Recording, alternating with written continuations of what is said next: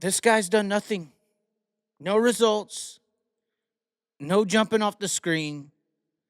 And so the world looks at this as like, oh, well, he must have been doing good in ARCA. Who watches ARCA? Nobody. Nobody watches ARCA. Have you seen the grandstands? They're empty. So you can move a guy up to NASCAR trucks and make it look like he's done something when he technically has done nothing. And to move up, all you have to do is bring a damn checkbook, and it helps to have a last name. And this is how you move up in the motorsports world. And perfect example. And NASCAR is projecting and doing their job. I said this before. They're doing their job by convincing society that Frankie here is a better driver than David Gravel on the lower ranks of the dirt world. I mean, that's where Corey Day just came from. We just talked about Spencer Baston. We just talked about all these guys. These are guys who are not able to make the leap from Wing 410 sprint cars to ARCA. And he's already 2 levels ahead of that. It's a leveling system that is implemented into society. Because it's a leveling system that exists in everything else. This basketball game back here, there's a high school, a college, a G League. There's a level. The thing on the TV is the pro.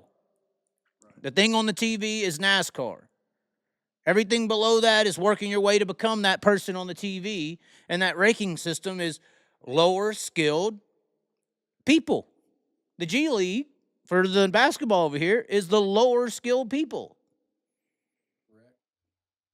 The college is where you're trying to prove your ground, and NASCAR has turned trucks and Xfinity into that proving ground college system area. And this is why I always say that sprint cars and dirt racing and late models and everything is flag football to general people.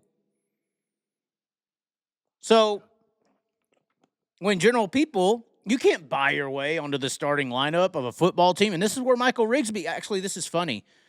This whole scenario, this whole discussion and thing I'm breaking down right now is where Michael Rigsby was agreeing with me. Michael Rigsby was having his talk show with Kenny Wallace, and Michael Rigsby brought me up because they were talking about NASCAR, the dirt racing, representation, and perception. And he's like, Chaz says it, Rigsby said, Chaz says it all the time. I got to agree with him. You know, I just want Bobby Pierce to be properly represented or respected as a NASCAR driver. You know, and he's a late model guy. And that's right. That's 100% right. And Kenny Wallace responds and says, I mean, because I'm saying something they don't want to hear. They don't want to hear what we're talking about. This is breaking this whole system has a trick on society.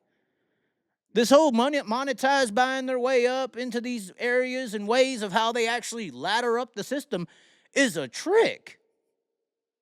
They're tricking society to think it's like the NBA and the NFL when it's not at all.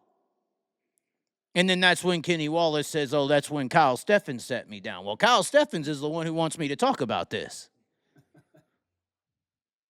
And I responded. I said, no, I can't do that no more. You set me down. Although that was 100% lie when Kenny said that. 100% lie. He basically went on a slew of about 4 or 5 sentences that was 100% lie. Said that I go after him for no reason and I just do it for views and clicks, and it's all lies.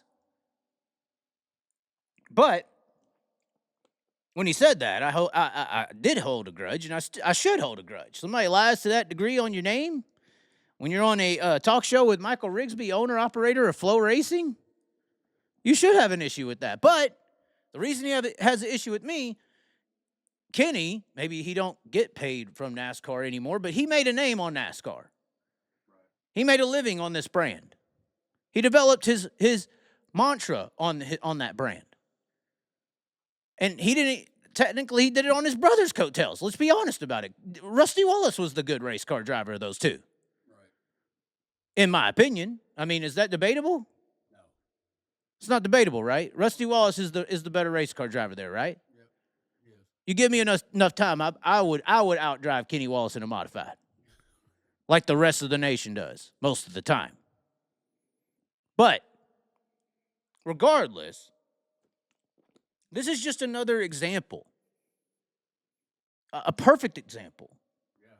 And then on how Flo tried to manipulate the Haley Deegan story the other day, saying she worked her way through the dirt ranks, furthering the manipulation.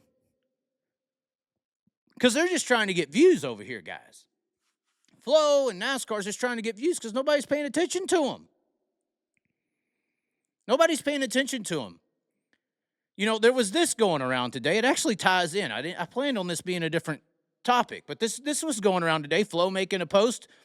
Dale Earnhardt Jr. will bring back the iconic Bud scheme, making their return for some race in some, not Florence Speedway, Florence Motor Speedway, not the popular one. But they're bringing the Budweiser paint scheme back. It's all great. It's all amazing. Why are they doing this? Why are they doing this? I think you said that. Why are they doing that? Yeah. They're trying to get somebody to pay attention to this shit. That's why Frankie is moving up. That's why they're making this a deal. That's why they're trying to get someone to watch. You know, and this is for the Cars Tour, this situation. The Cars Tour, where's this Florence at? Oh, God, we just went black. This is for the Cars Tour at this Florence Motor Speedway. And and this is their website here. And the Cars Tour is badass. I mean, I think these late models that Dale Earnhardt Jr. and these Cars Tour guys are running are some of the baddest asphalt race cars remaining. I don't really respect the next gen car. I don't think it's a hard race car to drive.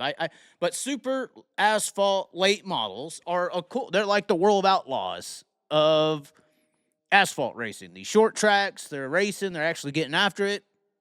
I think that the Cars Tour, if I was the Cars Tour, I would be trying to be bigger than the Cup Series. I think it has that potentiality. But just like NASCAR having an issue with people tuning in, this is a big event. They're going to be having the Budweiser car at this Florence Motor Speedway. It's on Flow Racing. But do you know why they're bringing Bud back? Let me zoom in here. Look at how big that grandstand area is, Sean. Can you see that? Can you see that? How many people do you think could actually be sat down and have a ticket to this event? 15 to 2,000, I'm guessing. Right. And see, this is why I try to be so, I guess, boisterous, or try to up-talk or give y'all dirt people some confidence. You think you're so little, you think you're so small. But y'all have Knoxville.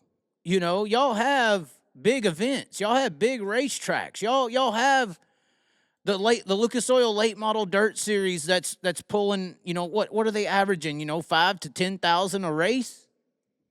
You know, they're selling out freaking Eldora. You know, they're 20,000s here and big events here. I mean, but guys, they're bringing Dale Jr. to a damn track.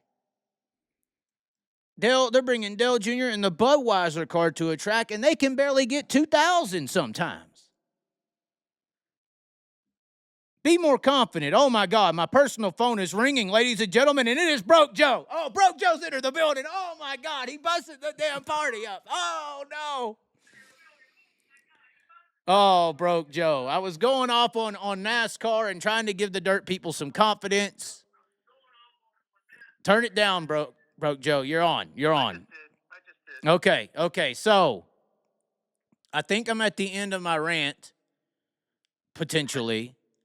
I want the dirt people to recognize how good they actually are. When you got Dale Jr. and them barely trying to get 2,000, you know, and they're bringing in Malcom In The Middle to get someone to pay attention. You're selling out Eldora, you know, largest crowds ever with Ricky Thornton Jr. and Jonathan Davenport. You ain't small. Don't let the world, the system manipulate you into feeling like you are. The Kenny Wallace is shaming you, you know. But anyway, what's going on, Broke Joe? We'll see if we can fit you on here to where everyone can hear. Let's see.